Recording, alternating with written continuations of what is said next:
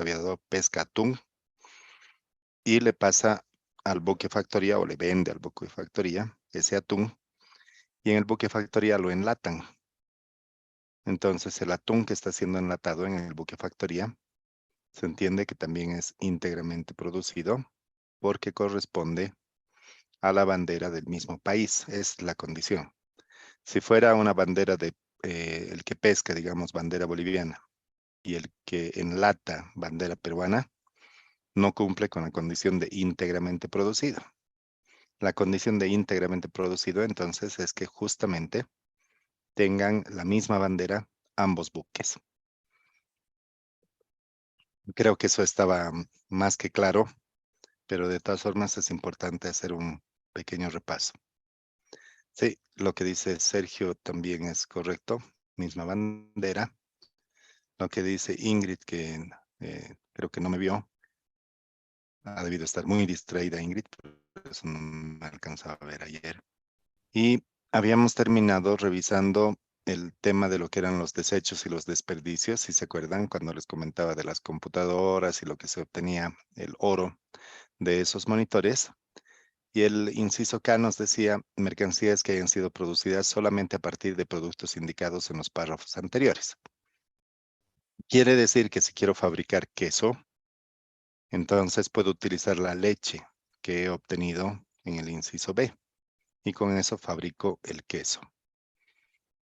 Como ven, la condición es de que la mercancía que voy a producir o voy a fabricar utilice insumos que se consideren 100% nacionales para que se constituyan como íntegramente producidos. Bueno, después las reglas nos dicen que cuando participan 2 o más países en la producción de una mercancía, el origen de la mercancía debería ser determinado de acuerdo con el criterio de transformación sustancial.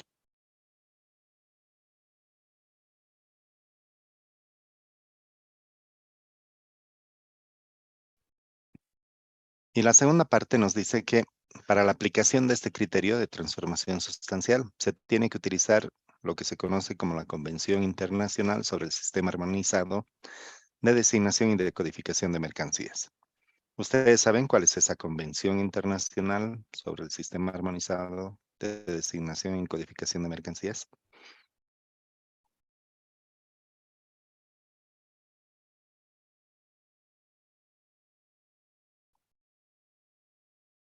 Hay 99 personas conectadas, pero no sé cuántas me estarán escuchando.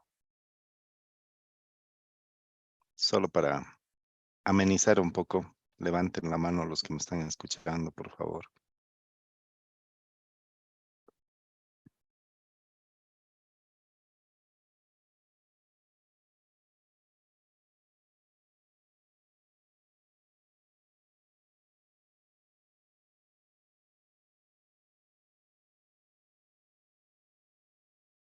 Bueno, hasta el 50 puedo creer que me están escuchando.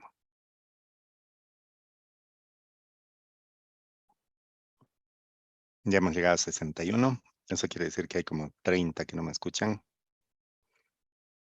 38 que no me escuchan. Bueno, les decía que pueden bajar ya la mano, gracias. Les decía que para esto de este criterio, que es criterio de transformación sustancial, es otro de los criterios que se manejan en el ámbito de las normas de origen. Y nos dice que es importante tomar en cuenta lo que dice el arancel, que hay que tomar en cuenta este criterio en base al arancel. Seguramente cuando ustedes han visto lo que es el arancel, han visto lo que es la Convención Internacional sobre el Sistema Armonizado de Designación y Clasificación de Mercancías. Y eso prácticamente es el arancel. Hay 2 de los compañeros que están preguntando en el chat cómo se levanta la mano.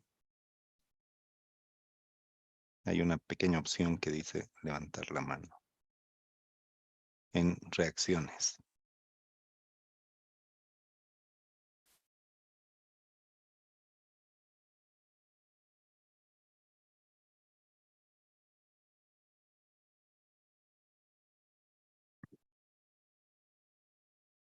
Bueno, entonces lo que nos está diciendo este criterio es que si una mercancía que estoy fabricando cumple con el salto de partida.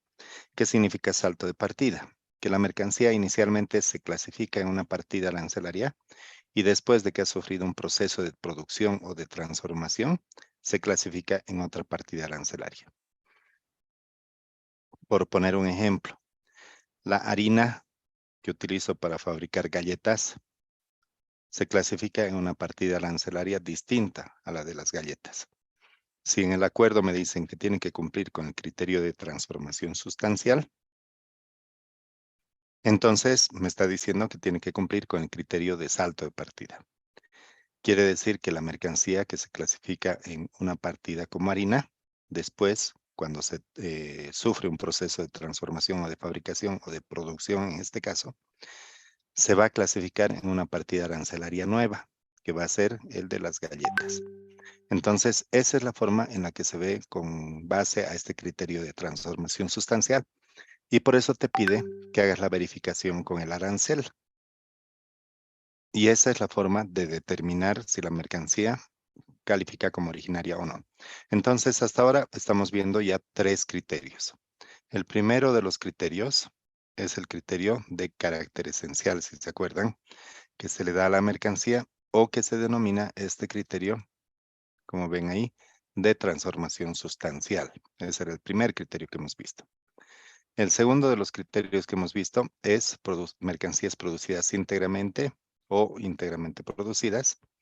Y ahora estamos viendo el tercer criterio, que nos dice que es el de transformación sustancial. Ese es el tercer criterio que estamos viendo ahora. ¿Tienen dudas sobre este último criterio?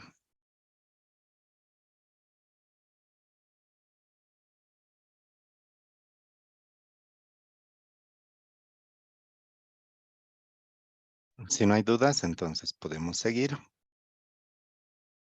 Nos dice además que cuando se utiliza este criterio de transformación sustancial, se puede hacer también mediante porcentaje ad valorem. Y nos dice que los siguientes valores tienen que ser de la forma que ustedes ven ahí.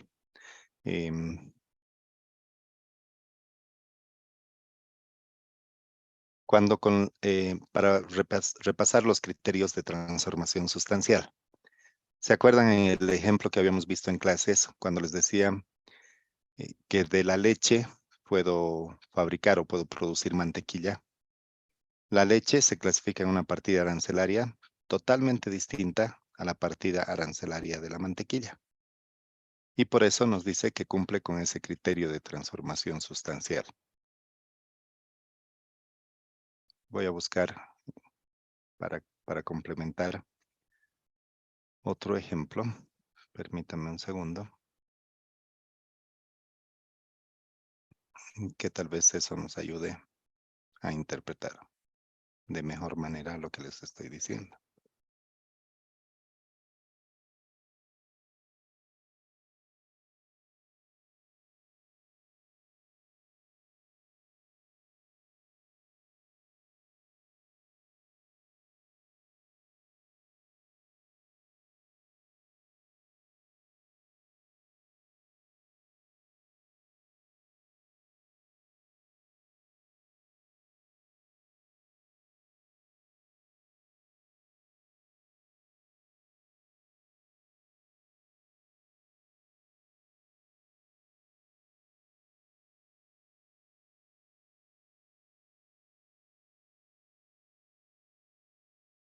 Acá hay un ejemplo.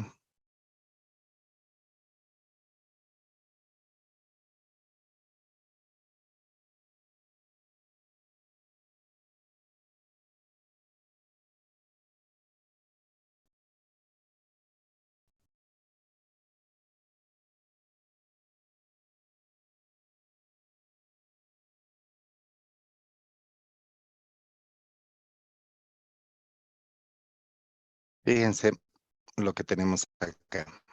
Nos dice que fabrico etiquetas de papel. Todos alcanzan a ver las etiquetas de papel. Son estas, ¿no es cierto? Deben conocer ustedes esas etiquetas de papel.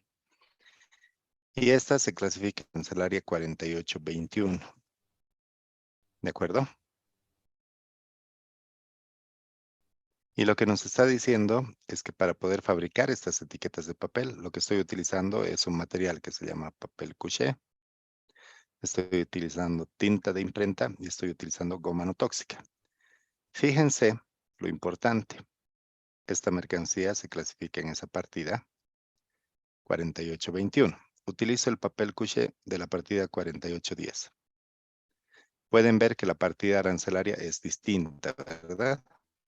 No es la misma. Son diferentes las partidas arancelarias. Entonces está cumpliendo con el criterio de salto de partida el utilizar este material que sería el couché, sin importar este material provenga de la China. No es determinante porque está cumpliendo con el criterio de salto de partida. Lo mismo sucedería con la siguiente mercancía o con el siguiente insumo, que es la tinta, que se clasifica a partida 3215.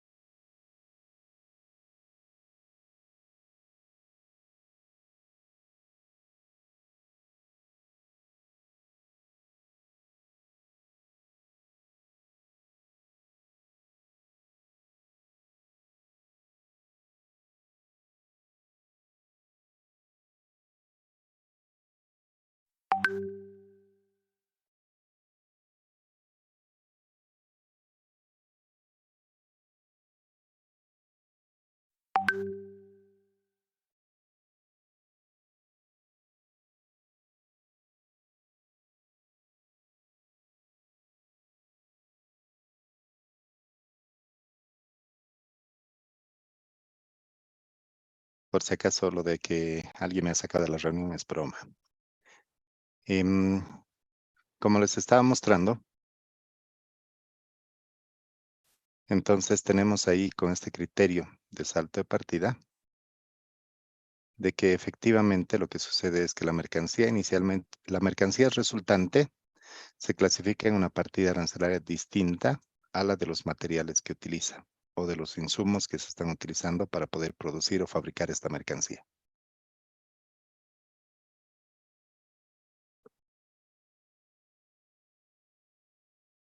Entonces, ¿cumple con este criterio de salto de partida? ¿O cumple con este nuevo concepto que estamos viendo, no es cierto? No sé si con este ejemplo les queda mucho más claro lo que les estoy explicando. ¿Ayuda el ejemplo?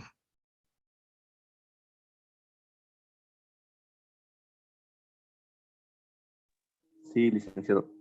Muchas gracias. Fíjense este otro ejemplo. Este otro ejemplo nos dice que tengo la harina de trigo que se clasifica en la partida 1101 y el producto resultante puede ser o el pan crujiente que se clasifica en la partida 1905 o el pan de especias que se clasifica también en la 1905 pero en la 1905-20. Entonces del insumo que estoy utilizando puedo producir o puedo tener otro tipo de mercancías, pero esas mercancías van a ser productos resultantes que van a estar clasificados en una partida arancelaria diferente. Si en el caso de los materiales que habíamos visto hace un momento, voy a volver a ese ejemplo. En el caso de estos materiales de etiqueta de papel, como está cumpliendo con el criterio de salto de partida, ¿es necesario que cada uno de los materiales cumpla con un porcentaje específico? Por poner un ejemplo, digamos que los materiales originarios tienen que ser solamente el 50%. ¿Será necesario que se especifique eso?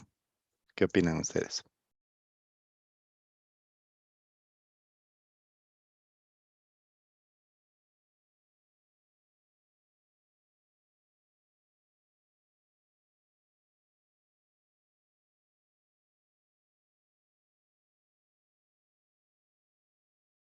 ¿Alguna idea? ¿Qué se les ocurre?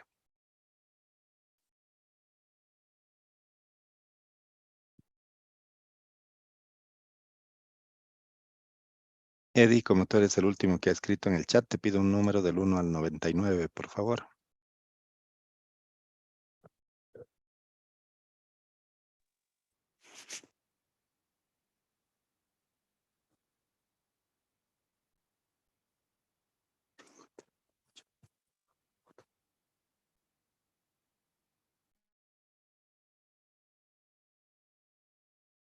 Gracias, Eddie. Nos dice el 58. Entonces tengo a Neisa Lucero. Sí, licenciado, buenos días. Buenos días, ¿cómo estás? ¿Tú crees que con este criterio de salto de partida es necesario que las mercancías cumplan un cierto porcentaje, es decir, los insumos que se van a utilizar? Bueno, licenciado, viendo con la decisión 416, ¿no? En el artículo 2 ahí nos dice qué cantidad debe ser de mm, eh, cada, cada insumo que tenga para un producto tiene que tener un cierto porcentaje que no debe exceder a más del 50%, si no me equivoco. Gracias, Neisa. ¿Qué opinan los demás?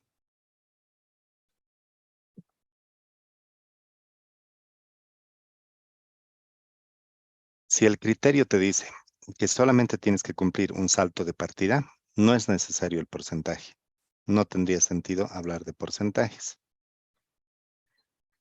Fíjense, por ejemplo, en el mismo ejemplo de lo que habíamos visto bajo el criterio de salto de partida. No se olviden que el criterio define las condiciones que tiene que cumplir la mercancía. Si arreglamos de alguna manera o reordenamos la información, digamos que las etiquetas de papel, que se clasifican en la partida 4821, utiliza insumos nacionales que corresponden a la goma tóxica 3506 y utilizan materiales no originarios. El papel couché, partida 4810, la tinta de imprenta 3215. Ahora, si está cumpliendo con este criterio de salto de partida, como dice al final, no importa o no interesa el cálculo del porcentaje, porque obviamente el criterio no te está diciendo que tienes que definir un porcentaje. Si el criterio te dijera que los materiales originarios que estás utilizando tienen que ser del 50%, del 55%, de lo que fuera, entonces ahí recién te tienes que fijar en los porcentajes. Pero en este caso, el ejemplo te dice salto de partida. Y si es salto de partida, no te tienes que fijar en los porcentajes. ¿Se entiende? Por eso es importante leer el criterio. Hay uno de sus compañeros que pone en el chat y pregunta si el criterio determina la última transformación. Es correcto. El criterio es el que determina cuál va a ser lo que debería cumplir la mercancía para poder calificar como originaria. Ahora, fíjense, en el caso de la leche se clasifica en una partida arancelaria totalmente distinta a la de la mantequilla. ¿Está cumpliendo con este criterio de salto de partida o está cumpliendo con un criterio de transformación sustancial?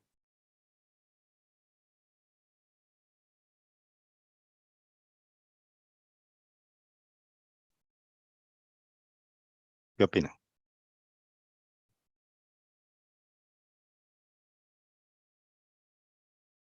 La señorita que participó hace un momento, por favor, un número del 1 al 99. El 87, licenciado. Gracias, Neisa. Vamos a ir hacia el final, entonces, y tengo a Rudy Figueredo.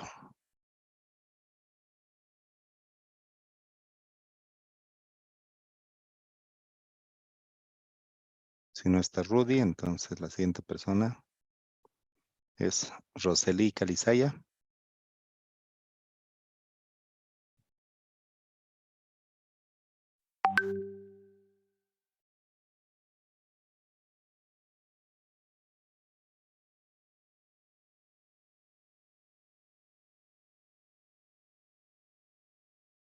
De acuerdo, Yolisa nos dice que en el ejemplo de la mantequilla y la leche estaría cumpliendo con ambos criterios. Si analizamos, primero la mercancía cumple con un salto de partida y segundo, sí cumple con un criterio de transformación sustancial. Pero en ninguno de los acuerdos comerciales te va a decir que tiene que cumplir con dos criterios, el mismo producto. Los acuerdos comerciales solamente te van a decir que la mercancía tiene que cumplir con uno de los criterios. ¿Está bien?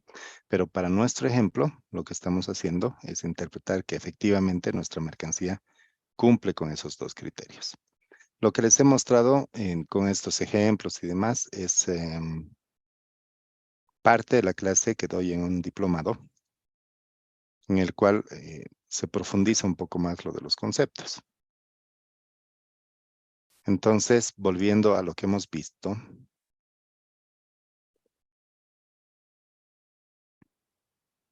tenemos ya aprendidos tres criterios. El primero de ellos, criterio de transformación sustancial, que es el que acabamos de ver. El otro criterio es el de íntegramente producido y finalmente mercancías totalmente obtenidas. Ahora nos dice, para seguir mejorando o complicando los criterios, que podría definirse también el criterio de transformación sustancial mediante la regla del porcentaje ad valorem.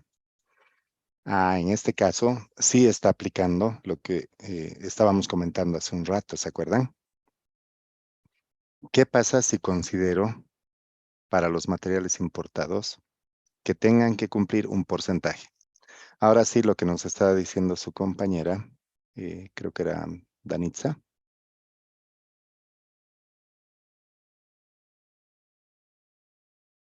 Lo que nos estaba diciendo su compañera, sí aplica, ¿no es cierto? Porque aquí ya nos está hablando de que el criterio de transformación sustancial tiene que estar relacionado con una regla de porcentaje ad valorem.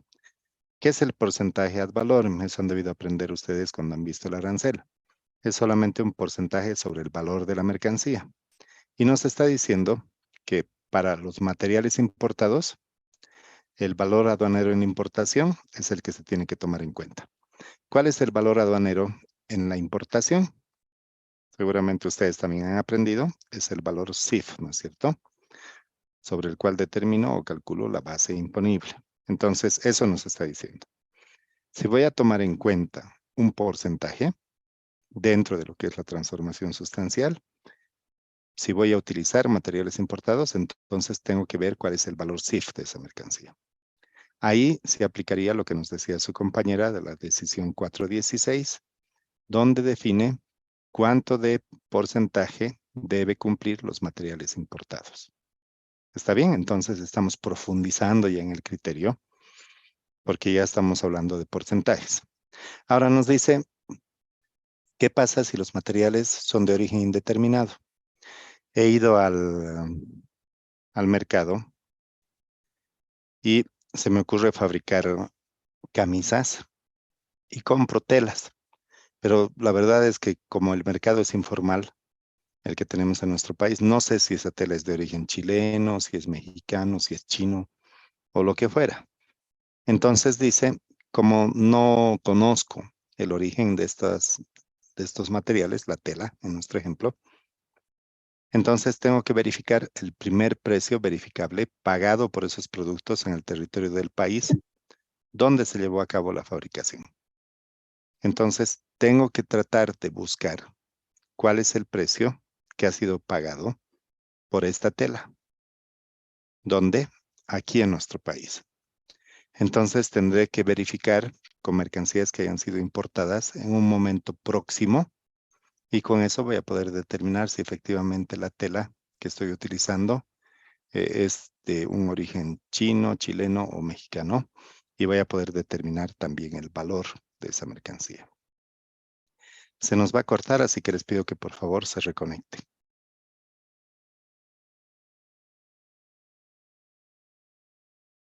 De acuerdo, entonces volviendo a lo que estábamos revisando, fíjense que cuando voy a tomar un porcentaje en este criterio de transformación sustancial, entonces voy a mirar cuánto representan los materiales importados.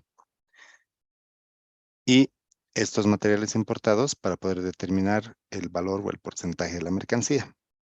Cuando ya fabrico mi camisa, que es la mercancía resultante, como dice el segundo párrafo, lo que nos está diciendo es que para las mercancías resultantes voy a tomar en cuenta el precio de fábrica o el precio de exportación conforme a las disposiciones de la legislación nacional. Quiere decir que voy a tomar o el precio ex-work, que es el precio de fábrica, o voy a tomar en cuenta el valor FOB de la mercancía porque lo voy a exportar. Entonces, esta regla de porcentaje ad valorem está definido en el acuerdo. Te van a decir, si en el acuerdo tienes que tomar en cuenta el valor de los materiales al momento de la importación, o te van a decir que deberías considerarlo para el momento de la exportación, pero eso se define en cada uno de los acuerdos. Ese tipo de definiciones te las deberían dar en los acuerdos. Por eso es que cuando hablábamos de lo que es transformación sustancial, o hablábamos del primero de los criterios que hemos visto, que es el criterio de salto de partida, entonces son diferentes. Este criterio de transformación sustancial es el que nos está dando las condiciones en función del porcentaje. La mercancía tiene que ser transformada en una nueva mercancía. Mientras que el otro criterio, el de, ya lo he perdido.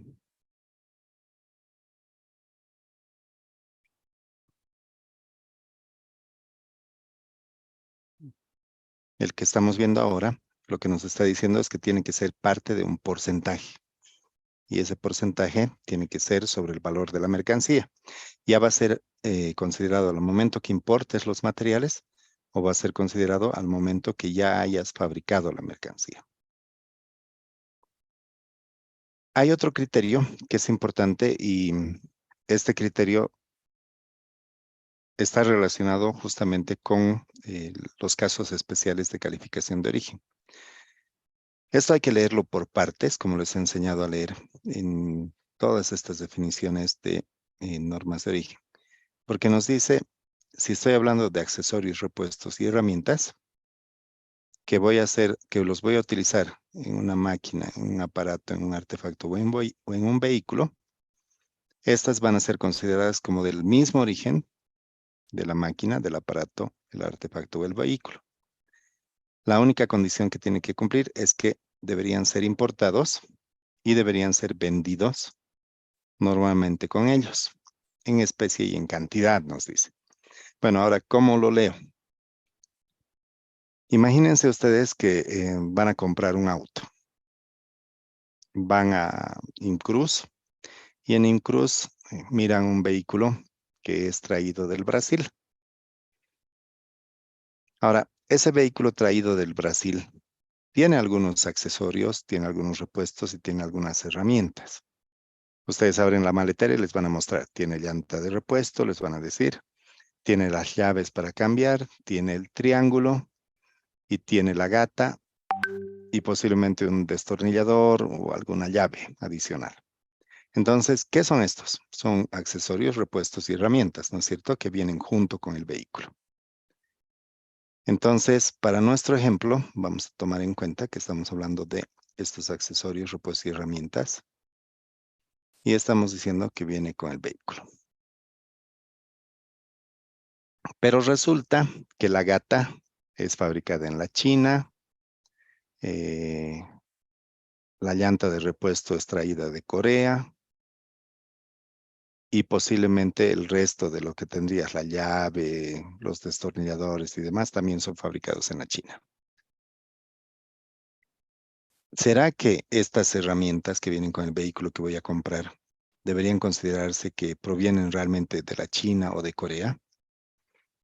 Bajo este criterio que estamos viendo, lo que nos está diciendo es que si viene con el vehículo,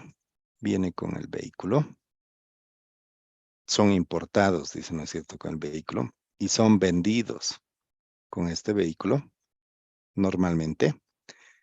Entonces, es parte de su equipo normal y por lo tanto, como dice ahí, van a ser considerados, fíjense ahí, van a ser considerados como que tienen el mismo origen que la máquina, el aparato, el artefacto del vehículo. Bueno, en nuestro caso, el mismo origen que el vehículo.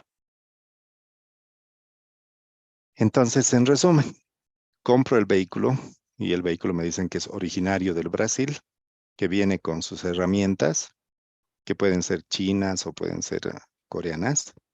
Pero estas herramientas, como son vendidas con el vehículo, y es normal que vendan con ese vehículo, van a ser consideradas también como originarias de ese vehículo. Por lo tanto, el momento que ha sido importado ese vehículo, ha sido importado como originario del Brasil, incluidas sus herramientas. Ahora, todos sabemos que efectivamente un vehículo viene con una llanta de repuesto, con una gata, con 2 triángulos y con sus herramientas. Por eso es que nos dice que normalmente se los vende así. ¿Qué pasa si en el vehículo hay 4 llantas? Obviamente no es que así siempre se vende el vehículo, ¿no es cierto? En el momento de la internación al país, imagínense en frontera, que veas que tiene 4 llantas ahí adentro, tiene 4 aros, tú dices, no, no es la condición normal con la que se vende este vehículo. Entonces, en ese caso, lo único que hago es dejar con su llanta repuesta el vehículo y el resto de las llantas y los aros tienen que clasificar con la partida arancelaria que les corresponda. Porque aquí me está diciendo que tienen que ser vendidos normalmente con ellos. Esa es la condición que tienen que cumplir. ¿Se entiende este ejemplo?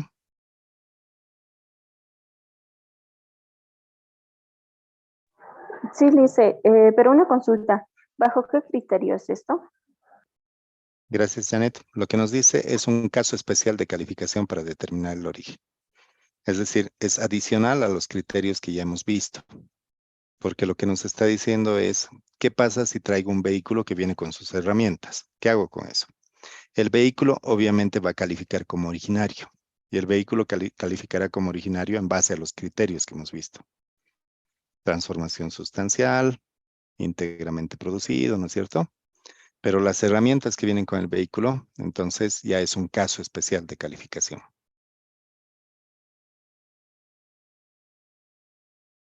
¿Alguna otra duda? ¿Alguna consulta? ¿Para todos está claro este concepto?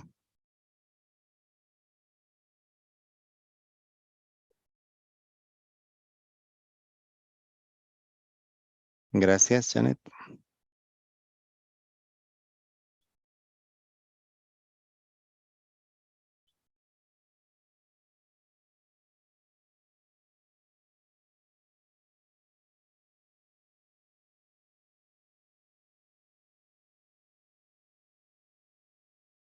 Otro caso especial nos dice que cuando voy a determinar el origen de una mercancía, no tengo que tomar en cuenta la energía, la planta, la maquinaria, las herramientas que hayan sido empleadas en el perfeccionamiento o en la transformación de la mercancía.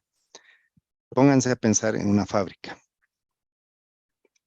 Y en esta fábrica lo que estoy produciendo son camisas, pantalones, poleras, ropa interior y otros productos textiles. Entonces, estoy utilizando la misma energía para fabricar todas estas mercancías. Posiblemente estoy utilizando las mismas máquinas para hacer los cortes. Estoy utilizando las mismas herramientas, que podrían ser las planchas, máquinas de coser y todo lo demás. Entonces, cuando voy a comercializar las camisas y las voy a exportar, obviamente no voy a tomar en cuenta el origen de la energía que he utilizado, la planta que se está utilizando, la maquinaria y las herramientas, porque todo eso estoy utilizando también para otras mercancías que las estoy fabricando. Entonces, lo que me está diciendo este criterio es que no voy a tomar en cuenta para calificar el origen nada de esto, la energía, la planta, la maquinaria, las herramientas, porque se entendería que, por ejemplo, voy a fabricar galletas y para el costo de las galletas le estaría poniendo, pues, cuánto he gastado en electricidad, cuánto he gastado en embolsar esas galletas, en las máquinas que he utilizado, y todo eso no cuenta como parte del producto final. Por eso es que nos dice que para determinar el origen no se tiene que tomar en cuenta el origen de estos aspectos, ¿no? Energía, planta, máquina y otras herramientas. Si tienen dudas, consultan, y si no, voy a seguir avanzando. Ahora, al final nos dice de este capítulo, ¿qué pasa si hago cambios en las reglas de origen? Normalmente en los acuerdos se puede definir en algún momento un cambio en las reglas de origen, pero estos cambios y su implementación tienen que tener un plazo. No quiere decir que hoy día cambio y estas modificaciones van a estar vigentes mañana, por una simple razón, porque las mercancías tardan un tiempo en llegar del origen al destino. Si nosotros pensamos una mercancía que se traiga desde la China, posiblemente demore 2 meses o demore un poco más. Entonces, desde el momento que se compra la mercancía, durante todo el tránsito que tiene que desarrollar esa mercancía hasta llegar al territorio nacional, van a pasar por lo menos 2 a 3 meses. Entonces, modificaciones en las normas de origen, si se dieran en algún caso en el marco de un acuerdo, tienen que estar notificadas por lo menos con 6 meses de anticipación. Quiere decir que si hoy día decido hacer alguna modificación, voy a comunicar al resto de los países miembros de ese acuerdo que esas modificaciones van a entrar en vigencia dentro de 6 meses. No puedo hacerlo de manera inmediata. Con eso habríamos terminado lo que dice el capítulo 1, que está relacionado con los criterios para calificar como origen de las mercancías. Ahora, hay el segundo que está relacionado con las pruebas documentales de origen. Fíjense que algo que todos ustedes conocen es que el certificado de origen es el formulario que te permite designar ahí las mercancías y se va a reconocer las mercancías como originarias cuando se presente este documento, es decir, el certificado de origen. Pero también hay otro instrumento que se conoce como el certificado de denominación regional. Este certificado lo que permite es que solamente algunas mercancías que son producidas en una región específica en el mundo puedan llevar ese reconocimiento como certificado de denominación regional. Ahí hay algunos ejemplos, fíjense. Hay un vino que es producido en Francia, en una zona que se llama Champagne. Solamente esos vinos que son producidos en esa zona llamada Champagne pueden llevar la denominación de champán. No existe otro. En nuestro país se solía decir anteriormente, cuando había que hacer un brindis, brindaremos con champán. ¿Y qué es lo que llevaban? Sidra. Y descorchan la sidra y sirven y dice estamos brindando con champán, lo cual no es correcto, ¿no es cierto? Es una mala expresión nada más. Entonces, si fuera realmente champán, habría que traerlo desde Francia y desde esa región específica y tendría que venir con su certificado de denominación regional. Lo mismo pasa con el vino Oporto. Solamente podría producirse en esa zona italiana que es Oporto. De igual manera con el queso que es producido en Parma, que también es en Italia, que sería el queso parmesano. Pero vamos a productos que seguramente ustedes conocen un poco más, como es el caso de lo que vendría a ser el tequila. Si pregunto cuántos de ustedes han probado tequila, seguramente de los 100 que hay, por lo menos 90 van a decir que han probado tequila. ¿De dónde es el tequila? El tequila es, ¿de dónde?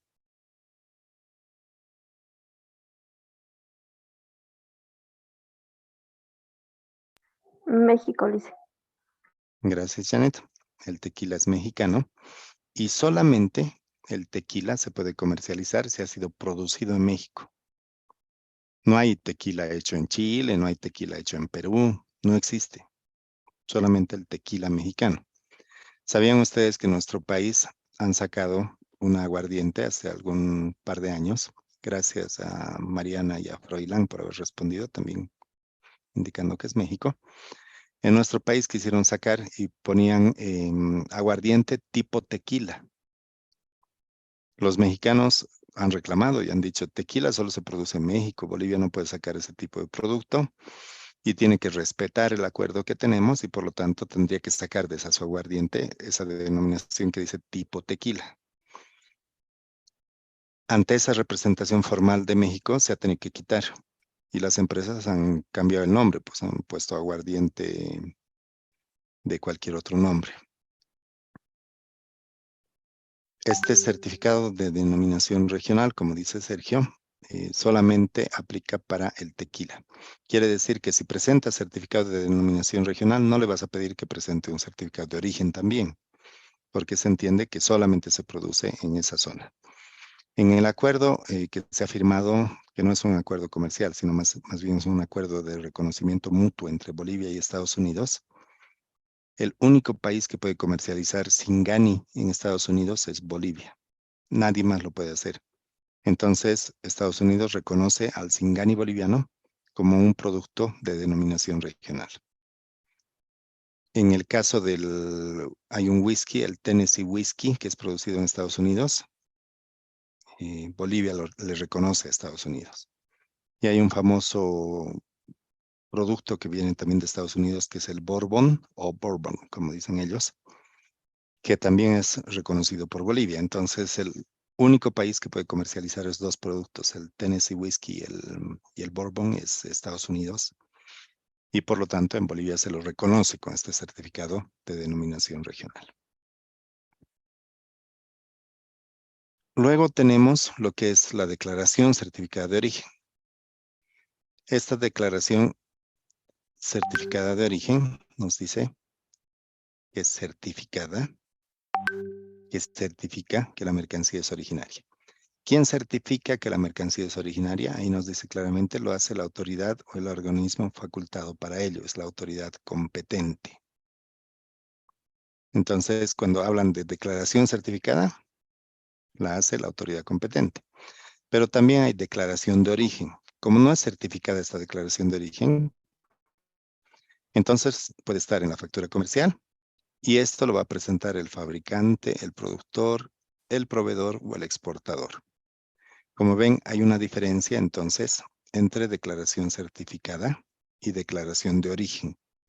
Es solamente una palabrita la que cambia, pero lo que te está diciendo es que son diferentes. Quien certifica es la autoridad competente y quien declara sobre el origen es el fabricante, productor, proveedor o exportador. Todos ellos constituyen una prueba documental de origen, es decir, el certificado de origen, que es el que hemos visto inicialmente, la declaración certificada de origen o la declaración de origen, todos esos se denominan como prueba documental de origen. Respondiendo a la consulta que hace su compañero Sergio, y nos dice si es obligatorio presentar este tipo de certificados, cualquiera sea ellos, ya sea de origen o declaración certificada de origen o declaración de origen o certificado de denominación regional. En ningún caso se define en los acuerdos que es obligatorio.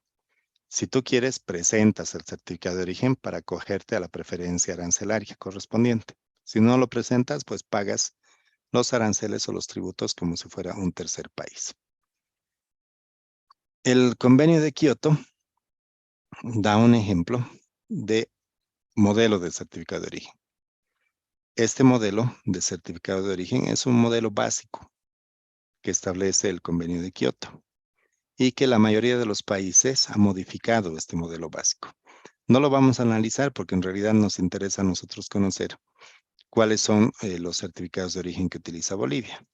Fíjense que hay un formulario que es el certificado de origen de la ALADI, que Bolivia lo utiliza en los acuerdos regionales, en el acuerdo regional número 1, en el 2, en el 4 y en el 7, y que también lo utiliza en el ámbito de la comunidad andina y en el ámbito del AC22. Entonces, este modelo de certificado de origen, que tiene el formato de la ALADI, se utiliza en todos esos ámbitos. Acá hay un ejemplo de cómo se llena este modelo de certificado de origen. Fíjense que prácticamente lo que tenemos es en el encabezado que nos dice ALADI, figura el país exportador y figura el país importador. Y en el número de orden se va a anotar de manera correlativa las diferentes mercancías que se están registrando o consignando en el certificado de origen y se van anotando en función de la partida arancelaria y su descripción de cada una de las mercancías.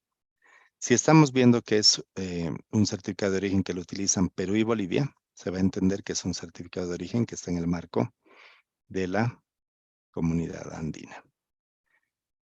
En la segunda parte del certificado, porque lo que estamos viendo es desglosarlo por partes, lo que hemos visto es esta primera parte de aquí arriba, lo que les he explicado, donde se registra. Ahora vamos a revisar esta segunda parte. La segunda parte del certificado de origen nos dice que hay una declaración de origen. ¿Quién hace la declaración de origen en base a lo que hemos visto hace un momento? ¿Se acuerdan? ¿Quién declara que la mercancía es originaria? El fabricante, el exportador. Correcto, el fabricante, el productor, el exportador, cualquiera de ellos, ¿no es cierto?, que esté involucrado en la actividad comercial. Entonces dice, declaramos que la mercadería corresponde a la factura comercial, ahí está el número, cumple con lo establecido en las normas de origen del acuerdo, y ese espacio es el que se llena, lo que está con rojo, de la comunidad andina, nos dice ahí. Roseli, no sé si quieres comentar algo.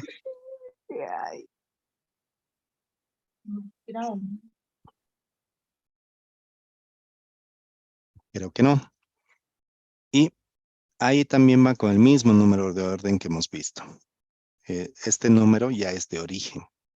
Y nos está diciendo que la mercancía número 1 que ha anotado anteriormente clasifica como originaria de acuerdo a lo que dice la decisión andina 416, de ahí especifica la mercancía número 2 y la mercancía número 3. Se anota ahí la fecha en la cual ha sido emitido este documento y firma obviamente la autoridad competente. Y en la última parte del certificado de origen tenemos la certificación de origen. ¿Quién certifica el origen de la mercancía?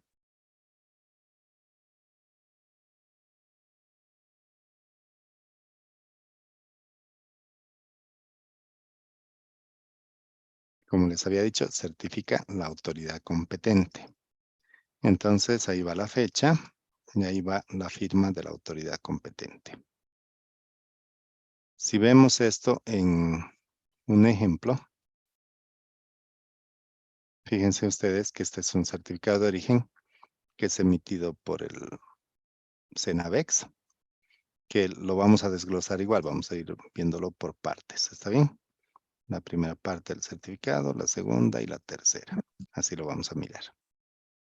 Entonces, si miramos en este ejemplo, en la primera parte, o en el encabezado, tenemos el sello de la autoridad competente, tenemos el número del certificado de origen, tenemos país exportador, país importador.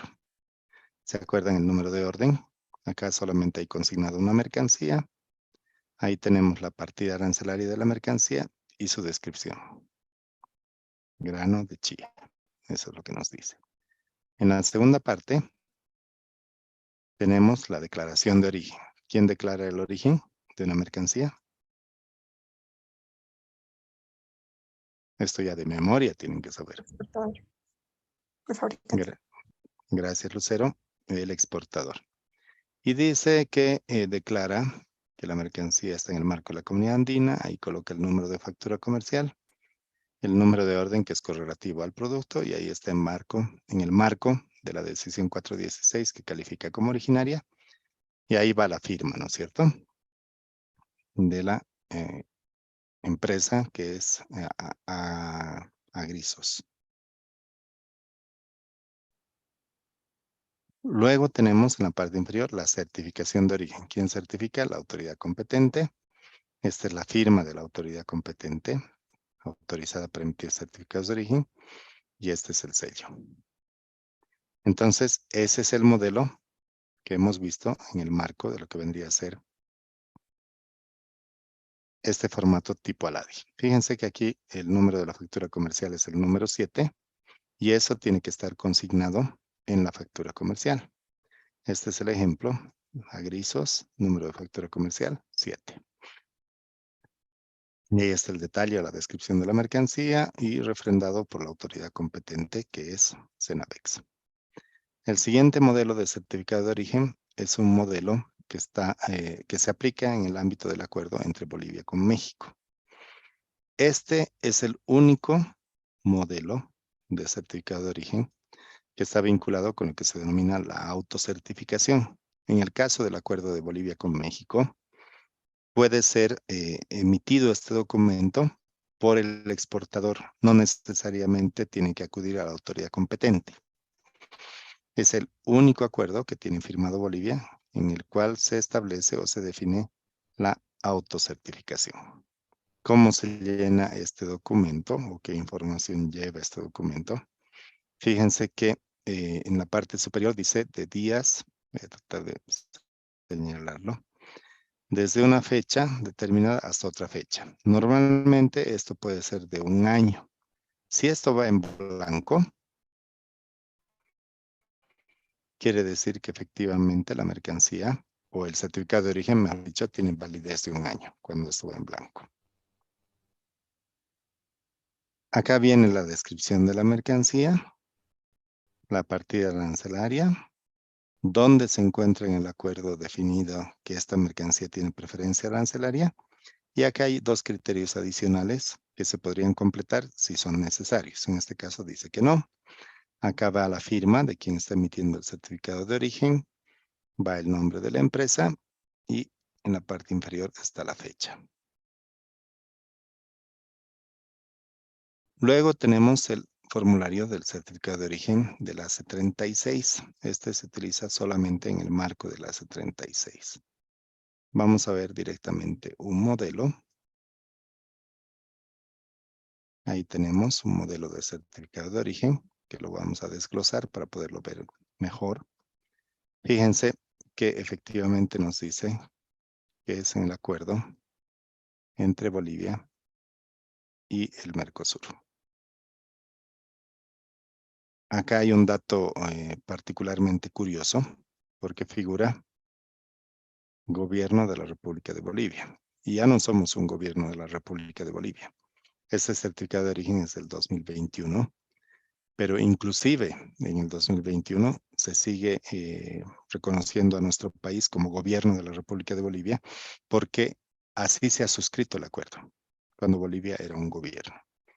Entonces acá pueden ver que va el número del certificado de origen, va el dato del productor, va el dato del importador, va el nombre del consignatario, va el puerto o lugar de embarque, el país de destino, el número de la factura comercial y el medio de transporte que se utiliza. En la segunda parte va la descripción con el número de orden, como hemos visto, va la partida arancelaria de las mercancías, la descripción de las mercancías. Acá sí toma en cuenta el peso o la cantidad y toma el valor en dólares de la mercancía. Que hemos visto que nosotros dos certificados de origen o modelos de certificados de origen no se toma en cuenta esta información.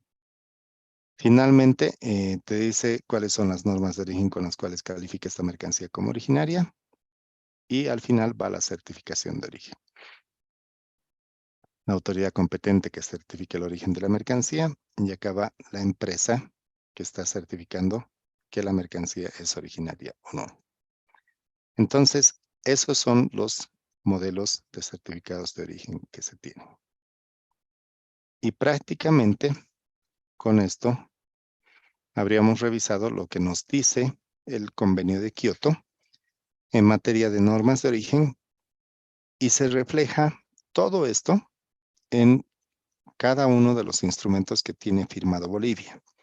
Si ustedes conocen el Convenio de Kioto o repasan lo que hemos aprendido en este semestre y leen en los diferentes acuerdos que ha firmado Bolivia, se van a dar cuenta de que es la misma información.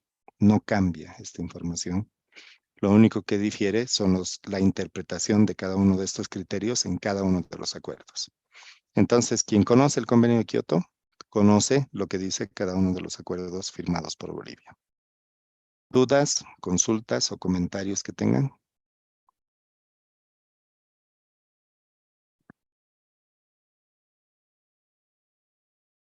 Todo esto del material que hemos visto está colgado en la plataforma de 1000 aulas, así que lo pueden consultar y lo pueden descargar cuando ustedes quieran.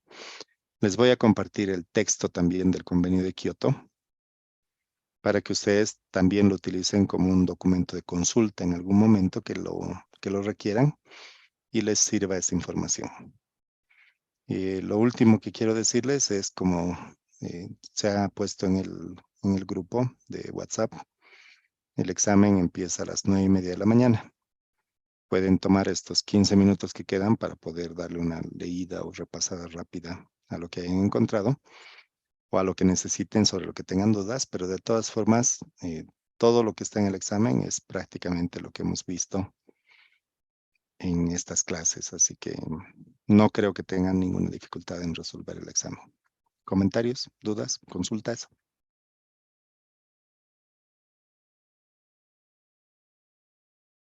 Si no hay comentarios, ni dudas, ni consultas, lo único me queda es...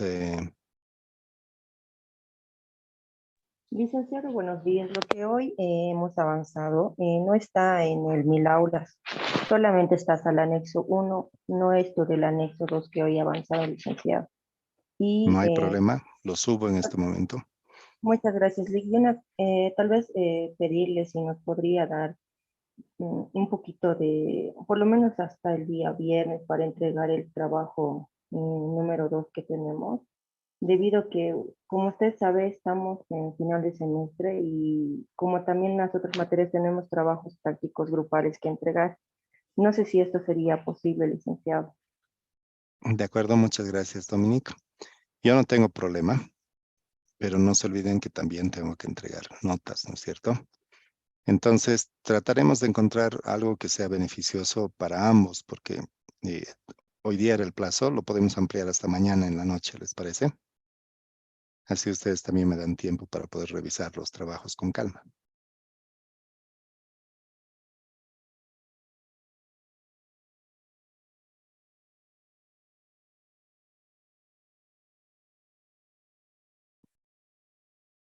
¿De acuerdo? Entonces quedaríamos en eso. Voy a cambiar la fecha de entrega de los trabajos y voy a colgar en la plataforma lo que hemos visto hoy. ¿Está bien?